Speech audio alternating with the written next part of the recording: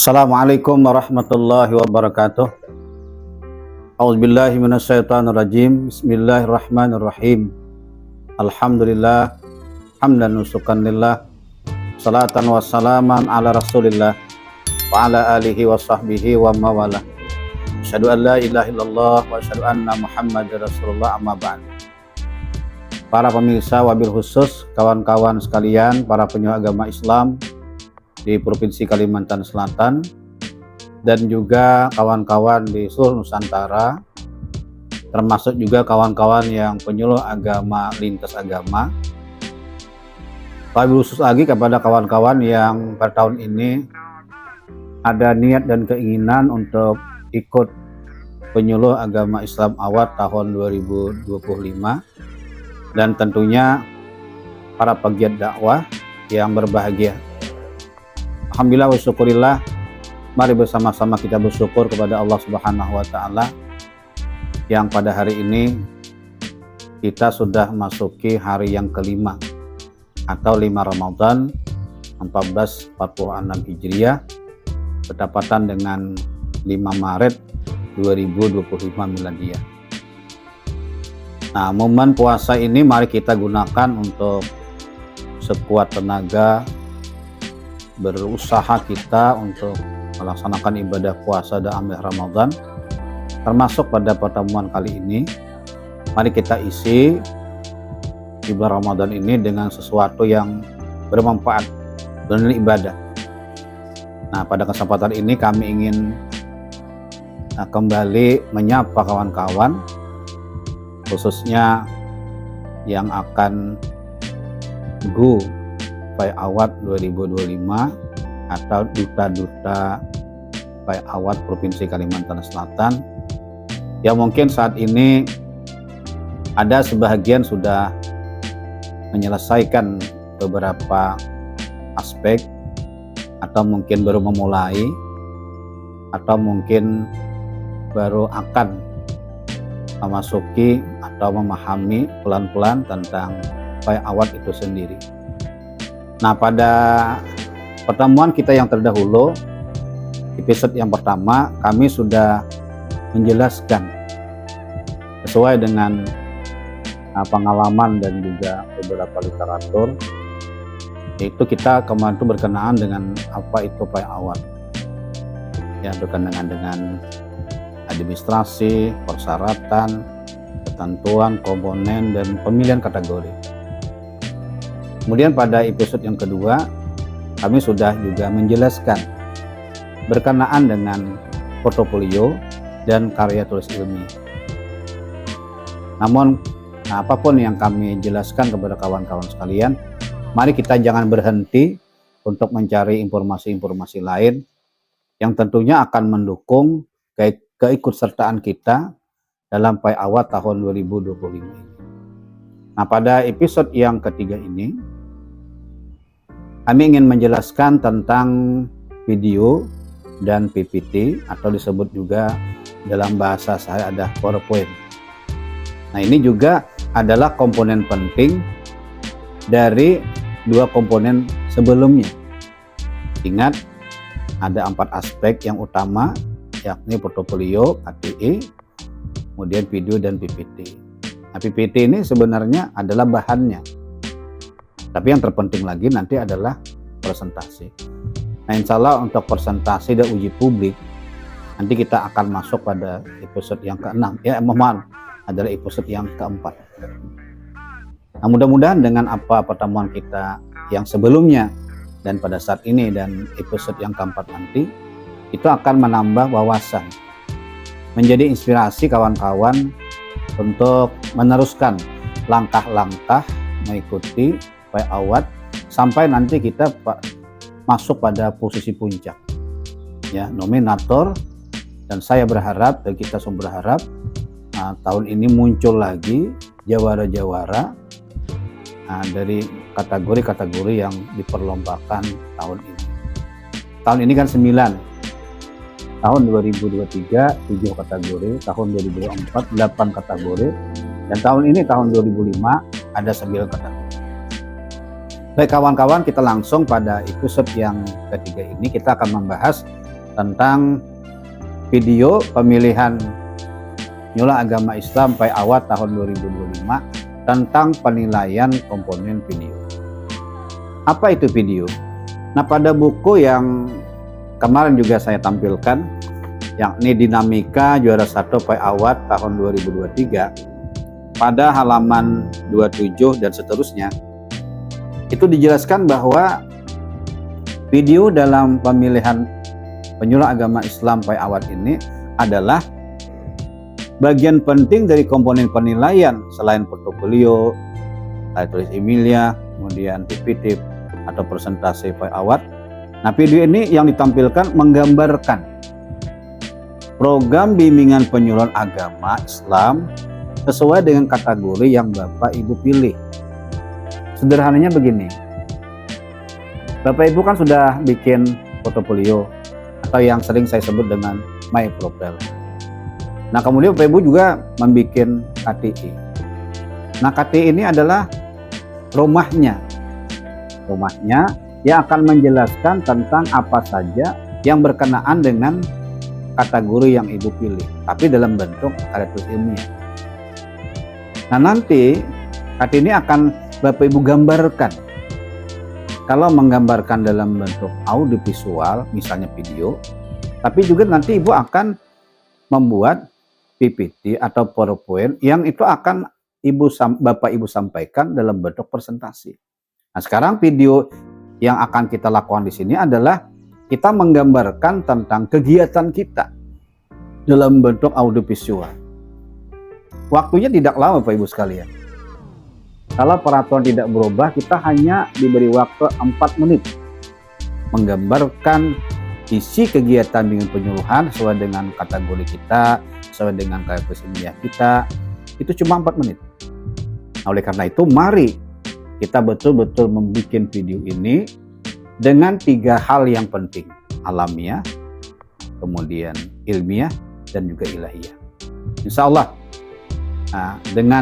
dengan kesungguhan kita semua, video ini akan menghasilkan audiovisual yang bisa mewakili Bapak Ibu, bahwa Bapak Ibu memiliki kelebinaan, kategorinya ini dan sebagainya. Nah, ini akan menggambarkan secara umum, dan itu nanti akan menjadikan bahasa kita nih bahwa itulah kegiatan yang kita laksanakan sebagaimana yang kita lakukan selama ini. Baik, yang pertama dulu adalah bahwa kita harus paham tentang komponen penilaian. Jadi penilaian di video itu yang pertama adalah penilaian visualnya. Nah, jadi visual. Nah, visual ini harus disesuaikan dengan tema, dengan kategori yang Bapak Ibu pilih. Ini harus sinkron, harus berhubungan.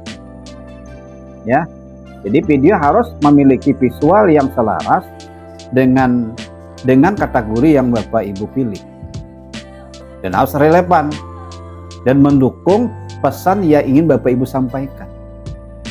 Apa yang ingin Bapak Ibu sampaikan dalam pemilihan kategori itu? Ya, nah itu yang harus yang terselip di dalam tayangan itu ada pesan sesuai dengan kategori yang Bapak Ibu pilih. Kemudian kita juga harus memunculkan kualitas gambar. Jadi video harus memiliki kualitas gambar yang baik dengan resolusi yang jelas dan pencahayaan yang memadai.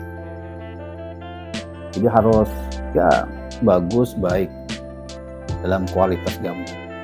Kemudian juga komposisi dan framing, yakni penggunaan komposisi dan framing yang tepat akan membuat video lebih menarik dan mudah dipahami.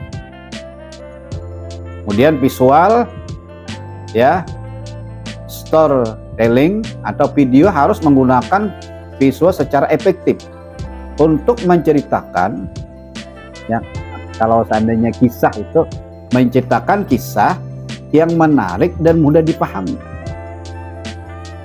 Kemudian lagi adalah variasi visual, yakni penggunaan variasi visual seperti zoom, ya, panning dan close up akan membuat video lebih dinamis. Kemudian visual effect atau transisi, penggunaan efek visual dan transisi harus dilakukan secara bijak dan tidak berlebihan, serta mendukung alur cerita. Dan yang terakhir dari visual ini adalah estetika visual. Tampilannya menarik dan profesional. Nah, berikutnya adalah kesesuaian substansi dengan tema. Misalnya apa? Relevan dengan konten. Jadi video itu harus relevan dengan kategori yang Bapak Ibu pilih. Pesan yang disampaikan harus sesuai dengan nilai-nilai Islam, etika, ya terutama kita pada kegiatan bimbingan penyuluhan yang kita geluti hubungan dengan kategori yang kita pilih. Kemudian lagi adalah kedalaman materi. Video harus membahas materi dengan kedalaman yang cukup. Jadi memberikan informasi yang bermanfaat, inspiratif, dan juga tepat. Kan kita diberi waktu itu cuma 4 menit. Berikut lagi akurasi informasi. Semua informasi yang disajikan dalam video harus akurat dan dapat dipertanggungjawabkan. Nah, inilah yang saya bilang tadi bahwa kita bikin sealamiah mungkin, tapi juga ilmiah. Karena kita menggunakan langkah-langkah, alat, sehingga bisa menghasilkan video yang isinya tuh akurat dan bisa kita pertanggungjawabkan. Jadi artinya kalau ada sumber-sumber lain atau objek-objek yang komplain dengan kita bisa menjelaskan antara kategori yang kita pilih dengan objek-subjek yang kita lakukan itu sangat relevan sehingga akurat dan bisa dipertanggungjawabkan. Nah, kemudian lagi adalah kejelasan pesan. Jadi pesan yang ingin disampaikan harus jelas dan mudah dipahami oleh penonton. Siapa penonton di sini? Ya tentu penonton itu siapa yang menonton video kita, satu. Yang kedua adalah orang-orang yang sama para pegiat dakwah atau bisa juga sesama peserta, atau yang lebih dominan lagi nanti adalah kita akan memperlihatkan video ini di depan dewan juri. Dan tentunya dewan juri mereka punya kapasitas dan kepakaran masing-masing. Nah, jadi kita bikin ini video ini dengan sebaik mungkin. Berikut lagi yang tidak boleh kita lewatkan adalah bahasa dan gaya bahasa. Jadi nanti kalau kawan bikin video, ini bisa diperhatikan bahasa dan gaya bahasa. Mohon maaf misalnya, kita nih kan orang Banjar, logatnya atau dialeknya, ya harus kita aksennya atau gayanya itu harus berusaha kita melatih dengan bahasa-bahasa formal Nusantara. Ya bahasa Indonesia lah. Ya. Oleh karena itu yang mungkin di antara kita merasa bahasa logat-logat dialeknya Banjar masih mentok atau mungkin sangat kental dengan kebanjaran, ya dari sekarang latih-latih lah. Ya. Simulasi, sering bicara. Ya memang kelihatannya agak lucu-lucu lah. Tapi kan kita ini ingin memberikan tampilan yang terbaik. Insya Allah itu bisa kita lewati. Jadi bahasa dan gaya bahasa juga supaya diperhatikan. Nah, bahasa gaya bahasa ini yang pertama adalah kejelasan ucapan. Jadi memiliki kualitas suara yang baik dengan ucapan yang jelas dan mudah dipahami. Kemudian tata bahasa, yakni penggunaan tata bahasa yang benar sesuai dengan kaidah bahasa Indonesia. Kemudian gaya bahasa. Gaya bahasa digunakan adalah harus sesuai dengan target penonton dan kategori yang kita pilih. Kemudian alur cerita. Nah, videonya harus memiliki alur cerita yang jelas, mudah diikuti dengan transisi lancar antara satu bagian dengan bagian yang lain. Jadi penonton, kawan-kawan yang hadir, apalagi nanti kita kan tahapan berikutnya nanti di depan kawan uji publik itu ada dua, ada internal, ada eksternal. Dan yang sangat penting lagi adalah uji di hadapan para dewan juri. Jadi harus kita alur cerita itu harus bahasa kita itu harus pas. Jadi orang bisa memahami dengan seksama. Berikutnya adalah originalitas dan autentitas. Ya, pertama adalah video ini karya asli, ya, harus karya asli. Bagaimana caranya? Maka sejak awal bikinlah video itu yang benar, yang baik, yang kita alami, yang kita rasakan, sehingga perasaan kita hadir di sana. Dan itu sangat terlihat nanti saat ditayangkan, itu sangat terlihat. Apakah video ini dibuat dengan cara apa, bagaimana, nah itu akan terlihat nanti. Dan saya yakin Dewan Juri akan jeli melihat video yang ditayangkan. Oleh karena itu maka harus asli, ya. Jadi bukan plagiat atau bukan karya orang lain. Kemudian keaslian ide, keaslian daya ide kreativitas. Nah, yang diangkat dalam video ini harus orisinal dan mencerminkan pemikiran, pengalaman penyuluh. Maka saya berkali-kali alami, ilmiah, alamiah. Jadi alami, ilmiah, ilahiyah. Jadi kita alami bujur, kita hadir di sana, ya. Kemudian lagi autentitas dan pengalaman. Jika video menampilkan pengalaman pribadi, pengalaman tersebut harus autentik dan dapat dipercaya. Saya yakin kalau kita menghadirkan bimbingan penyuluhan yang memang kita alami, ya, kita terjun langsung, kita bimbing langsung, insya Allah video ini akan mencerminkan yang betul-betul asli, bukan plagiat. Berikutnya lagi adalah keunikan atau human interest. Apa di sana yang harus kita perhatikan? Nilai unik. Nah, jadi ada memiliki nilai unik yang membedakan dengan video lain, terutama dengan video-video sesama peserta. Baik sesama peserta berbeda kategori, lebih-lebih berbeda peserta yang memang berbeda kategorinya dan juga atau sesama kategori. Kan nanti ke pusat itu masing-masing kategori kan mereka bersaing 10 nominator di seluruh provinsi.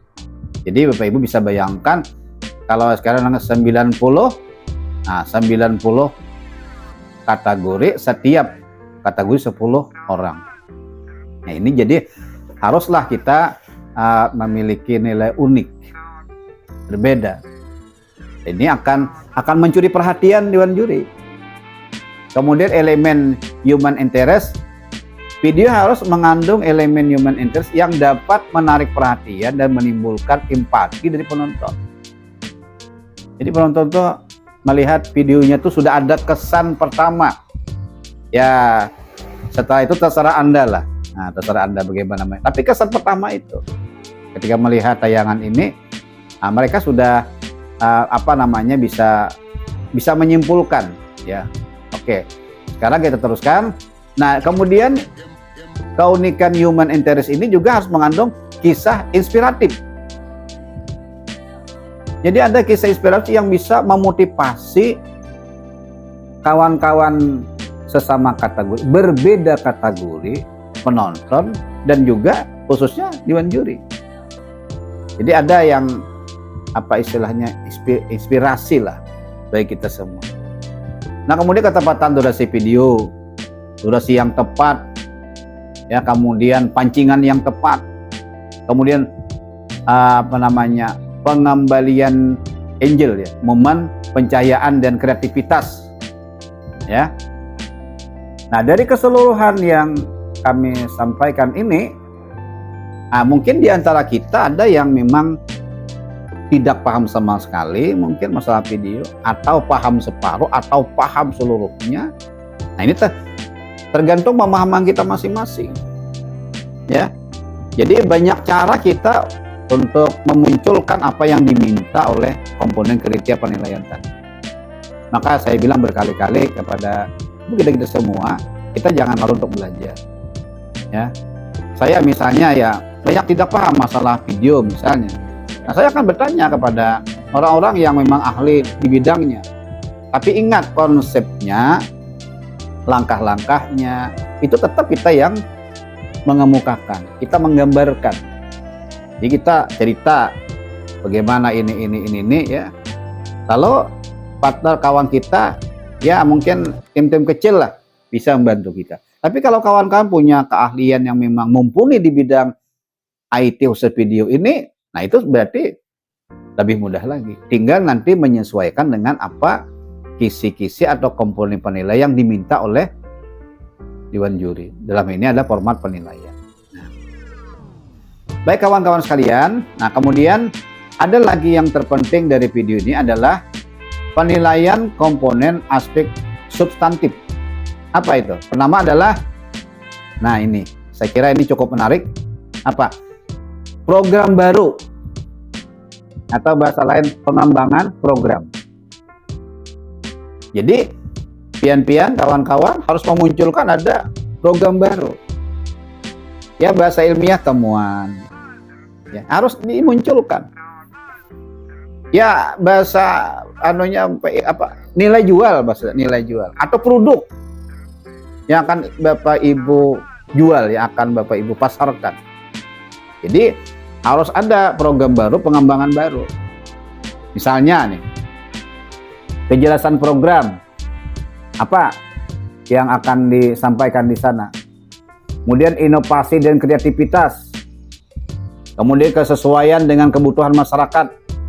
Nah, jadi apa yang kita tampilkan, baik secara alamiah, ilmiah, dan ilahiyah tadi, itu memang sesuai dengan hajat hidup masyarakat. Terutama mungkin kalau kita perkecil, nah, kelompok binaan pian, kelompok binaan Bapak Ibu, kemudian masyarakat luas, begitu seterusnya. Jadi programnya harus relevan dengan kebutuhan masyarakat yang dihadapi. Tapi ingat, sesuaikan dengan kategori yang Bapak Ibu pilih. Kemudian berikutnya adalah tujuan dan sasaran program. Saya contohkan misalnya, saya kemarin kan 2023 mengangkat kategori penegakan hukum. Maka saya gambarkan itu tempatnya di lapas, dan lapas itu ada pondok pesantren itu adalah objek utamanya ada narapidana, tapi kita sebut dengan santri. Nah, ini yang harus kita kemukakan. Apa peran kita di sana? Bagaimana biaya kita? Ya, before, sebelum kita melakukan bimbingan, bagaimana kondisi sebelumnya? Kemudian I-nya intervensi, bagaimana kemampuan kita ya melaksanakan bimbingan. Nah, di sini ya itu ada pola, ada manajemen, ada pengurus dan sebagainya. Ya. Dan nanti pada akhirnya adalah after. After itu bagaimana kemanfaatan yang didapat oleh objek ya dari hasil yang kita lakukan. Baik. Berikutnya adalah kemanfaatan program. Nah, di sini ada disebut dengan output dan outcome. Nah, kalau output itu adalah kemanfaatan yang didapat di internalnya, ya, sesama atau di lingkungan tempat penelitian kita. Kemudian lagi outcome apa? Dampak positif dari program kepada siapa? Yang lebih luas, masyarakat, pemerintah, atau pihak ketiga ya. Nah, berikutnya lagi adalah kualitatif dan kuantitatif. Di video harus menampilkan data kualitatif dan kuantitatif untuk mendukung kemanfaatan program. Baik data kualitatif, kuantitatif kita memilih salah satu metode penelitian dalam KTI atau salah satunya, tapi harus ditampilkan ya. Nah, berikut lagi adalah keberlanjutan, sustainable. Ini mekanisme berkelanjutan, keterlibatan masyarakat, dukungan stakeholder. Kemudian testimoni stakeholder, jadi kita menampilkan tokoh masyarakat, tokoh agama, atau siapa saja tentang dampak yang kita lakukan. Nah, di sini ada 3 hal yang perlu kita. Yang pertama adalah testimoni yang otentik. Dia harus menampilkan testimoni yang otentik dari stakeholder, tokoh masyarakat, dan tokoh binaan yang berdampak secara positif oleh program. Kemudian kejelasan dampak. Testimoni harus menjelaskan dengan jelas dampak positif program terhadap mereka. Siapa mereka ini? Ya, konsumen, penonton, atau masyarakat yang kita bina. Kemudian representasi yang beragam. Jadi video harus menampilkan testimoni dari berbagai stakeholder. dari kelompok binaan yang beragam. Itulah bagus lagi. Nah, pengalaman kami misalnya ya dari aspek pemerintahan bisa bupati, wakil, ya, atau ketua DPR, atau kepala dinas. Nah, itu kan yang stakeholder di luar Kemenang. Kalau di Kemenang ya jelas kepala kantor, kasih, mungkin kepala POA, ya. Kemudian di luar masyarakat, tokoh masyarakat, tokoh organisasi. Kemudian testimoni dari yang objek kita teliti. Nah, kemarin kalau di tempat kita, karena itu adalah pondok pesantren narapidana, maka testimoni di kalangan mereka adalah para narapidana atau santri, pengurus organisasi santri, koordinator santri, dan lain sebagainya. Nah, jadi kawan-kawan yang saya hormati, maka dengan demikian insya Allah kita sudah memperoleh gambaran bagaimana video yang kita tampilkan hubungan nanti pada saat kita membuat sampai menampilkan, dan itu harus kita sesuaikan dengan komponen penilaian sebagaimana format yang sudah disediakan oleh pihak Dewan Juri atau Dewan Penilai. Nah, mudah-mudahan dengan gambaran ini maka kawan-kawan akan mendapatkan penjelasan atau mendapat gambaran yang insya Allah akan memberikan manfaat sehingga mudah mengikuti PAWAT ini dengan baik dan benar. Nah, saya kira ini pada sisi pembuatan video. Nah, sekarang kita masuk pada presentasi wawancara. Nah, presentasi wawancara. Ini kan berarti kalau kita anggap ini adalah nomor 4 ya, nomor 4. Tapi bahan presentasi ini itu nanti adalah PPT atau PowerPoint. Nah, saya ingin jelaskan dulu tentang presentasi dan wawancara pemilihan penyuluh agama Islam PAWAT tahun 2025. Yang kita bahas adalah tentang penyajian dan penyampaian. Jadi presentasi wawancara di PAWAT itu cuma 2, penyajian dan penyampaian. Baik. Yang pertama adalah penyajian. Nah, penyajian ini artinya sistematis. Jadi kita menyajikan itu secara sistematis sekali. Dan ingat bahannya adalah PPT tadi atau PowerPoint. Nah, PPT atau PowerPoint. Nanti saya akan berikan informasi juga tentang PPT PowerPoint itu agar ada tambahan pengetahuan untuk kita semua. Tapi kita ingin sampaikan dulu adalah apa yang menjadi komponen presentasi wawancara di dalam PAWAT ini, khususnya tentang penyajian penyampaian, ini akan kita jelaskan. Yang pertama adalah penyajian itu menggunakan infografis. Jadi infografis yang digunakan dalam presentasi harus mendukung penjelasan yang disampaikan, memudahkan pemahaman, dan menarik perhatian audit. Infografis harus jelas, mudah dibaca, terkait erat dengan materi yang disampaikan. Yang kedua adalah penyampaian. Penyampaian yang harus kita pahami adalah penguasaan materinya. Harus kita kuasai, harus kita pahami. Terus tadi pada prakteknya, ketika Bapak Ibu menjelaskan di hadapan Dewan Juri, nah, antara tampilan PPT atau PowerPoint itu dengan kemampuan Ibu mempresentasikan itu harus seimbang, ya. Nah, jadi harus menguasai materi ini. Nah, kalau nanti teknis cara memulainya, di mana kita mulai, nah itu mungkin kita bisa memilih mana kita maunya. Misalnya saya kemarin ketika menjelaskan di tayangan PowerPoint atau PPT itu, saya mulai dari akhir, slide terakhir. Saya masih ingat, saya tayangkan dulu adalah slide terakhir itu wisuda santri Pondok Pesantren Terpadu At-Taubah Lapas kelas 2B Amuntai. Jadi saya tayangkan itu slide terakhir itu.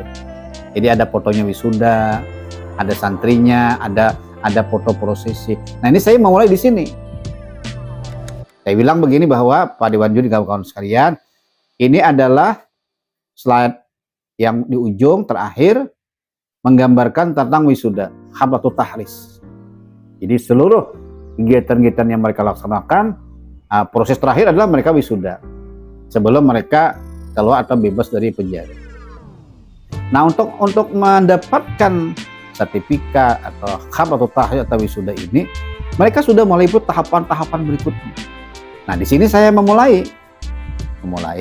Nah, untuk mendapatkan ini semua, maka kita akan lihat slide yang pertama sampai nanti kita ketemu lagi dengan slide yang terakhir. Nah, kita ingin menggambarkan bahwa pertama kita memang berusaha untuk menguasai materi dan juga kita menguasai kondisi pada waktu itu.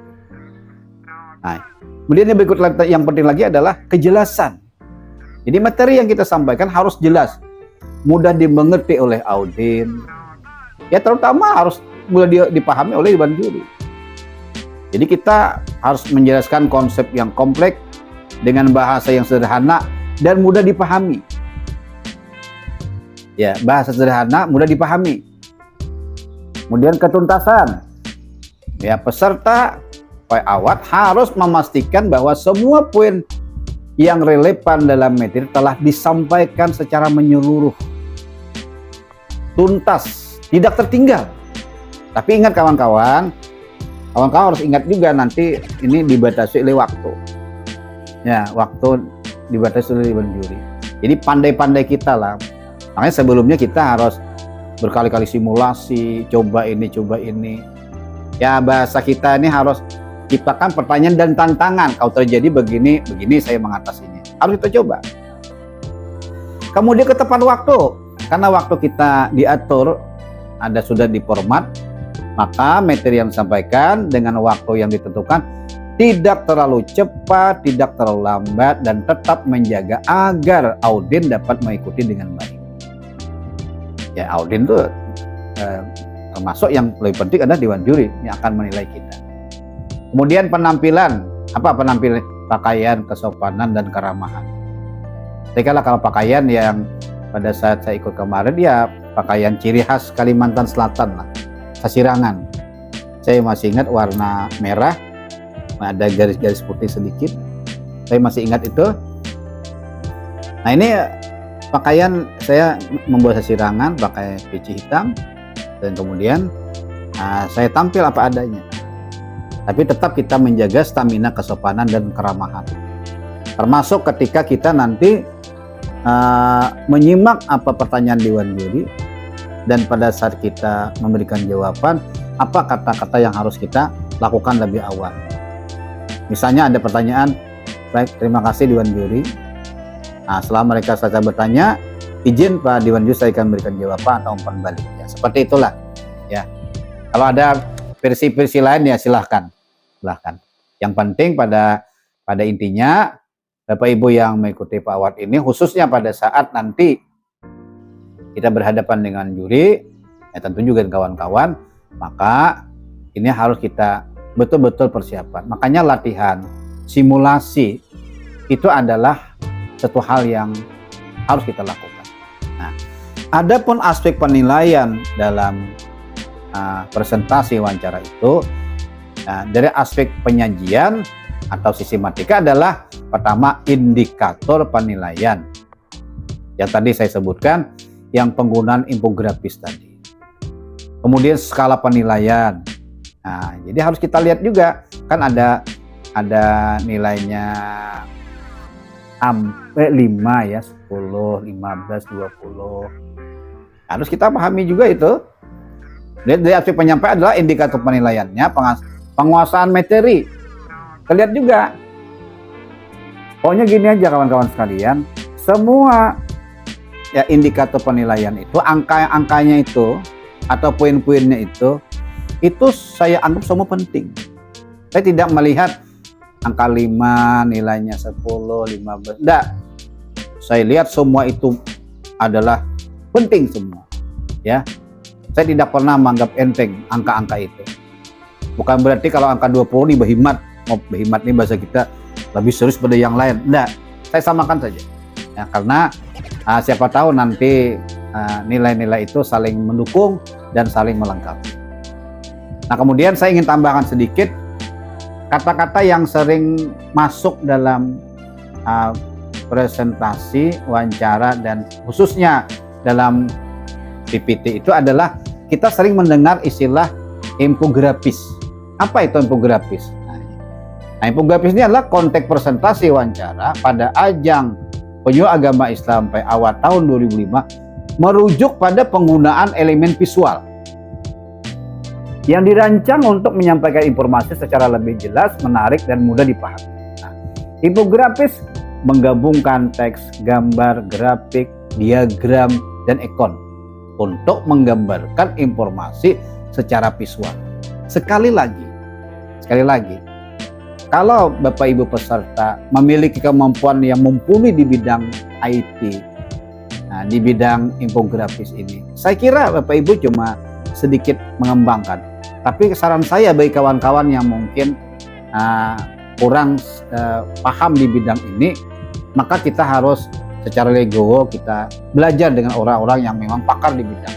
Tapi ingat, desainnya, pemikirannya, dan pola pentahapannya tetap Bapak Ibu yang harus memiliki, agar pada saat tampil Bapak Ibu betul-betul menguasai, ya. Nah, jadi kawan-kawan sekalian, untuk lebih jelas apa itu infografis dalam hal presentasi wawancara, silahkan Bapak Ibu menyimak atau mempelajari literatur yang lain.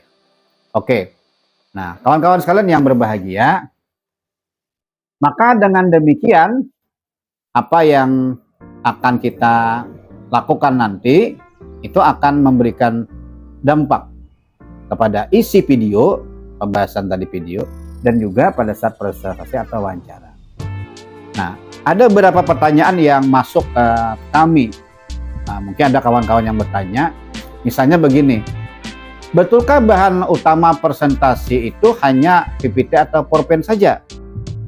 Nah, ini. Kalau ada pertanyaan ini, maka jawabannya adalah, ini yang pertanyaan ini dengan jawaban sederhana bahwa bahan utama presentasi dalam hal ini dalam PayAward memang betul adalah PPT atau PowerPoint. Tetapi ada juga bahan lain yang harus kita masukkan untuk mendukung ini. Banyak. Ya, misalnya ya, bisa saja kita nanti menampilkan konten yang relevan di dalam PPT tersebut, atau mungkin struktur atau poin-poin utama, poin-poin penting, atau visualisasi ya dalam bentuk gambar, grafik, diagram, dan sebagainya. Nah, jadi presentasi yang Bapak Ibu lakukan itu semakin lengkap ya. Nah, silahkanlah dikembangkan sedemikian rupa. Ada juga pertanyaan, PPT atau PowerPoint apakah betul hanya sebagai alat untuk membantu penampilan saja? Nah, betul, tetapi yang lain juga bisa mendukung. Tapi ingat, itu kan tergantung durasi waktu yang kita berikan. Itu memang diperbolehkan ya. Waktu saya ikut awal tahun 2003 itu, ada kawan-kawan yang memang menggunakan alat peraga, papan tulis misalnya, ya, kemudian flipchart misalnya, atau audio visual dan sebagainya. Diperbolehkan. Tapi ingat, ya, semakin banyak Anda menampilkan, maka harus efektif, dan jangan sampai pengaturan waktu tampil itu juga nanti terkuras hanya di sana. Ya. Oke kawan-kawan sekalian yang berbahagia, nah mudah-mudahan dengan penjelasan episode yang ketiga pada hari ini, khusus kita membahas tentang video, kemudian presentasi wawancara yang nanti bahan bakunya adalah PPT, PowerPoint, yang tadi lebih banyak menyinggung tentang infografis atau juga elemen-elemen yang lain. Semoga ini memberikan gambaran sedikit kepada kawan-kawan sehingga nanti tidak terlalu banyak bingungnya lah, ada sedikit gambaran. Dan mari sama-sama tetap kita belajar. Saya punya prinsip 3, setiap orang adalah guru, ya. Kemudian setiap tempat adalah kelas, setiap peristiwa adalah pelajaran. Mari kita sama-sama belajar. Kebetulan saja saya mungkin lebih awal ikut supaya awal tahun 2023 dan diberikan Allah kesempatan amanah untuk ikut serta nominator nasional, dan kebetulan kita juara 1 dengan kategori penegakan hukum. Inilah tujuan kami ingin berbagi pengalaman. Mudah-mudahan dengan pengalaman ini menjadi inspirasi sekaligus juga memotivasi, mendorong, membangkitkan semangat kawan-kawan. Jadi kalau sudah masuk ikut, jangan berhenti. Ya, ada bahasa kita adalah haram menyerah, wajah sampai ke putih. Tetap kita semangat dan ingat bahwa hasil tidak pernah menyalahi, mengkhianati proses. Demikian, wallahu a'lam bishawab. Wallahul muwaffiq ila aqwamit thoriq. Assalamualaikum warahmatullahi wabarakatuh. Ipari, jaya, jaya, jaya, jaya. Assalamualaikum warahmatullahi wabarakatuh.